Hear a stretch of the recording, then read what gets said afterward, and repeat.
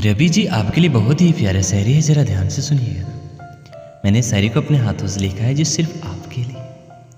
खामोश मोहब्बत का एहसास है वो, कि खामोश मोहब्बत का एहसास है वो, मेरी ख्वाहिश मेरे जज्बात है वो, जज्बात है वो।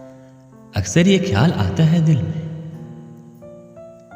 मेरी पहली खोज और आखिरी तलाश है वो, मेरी पहली खोज और आखिरी तलाश है वो। I miss you.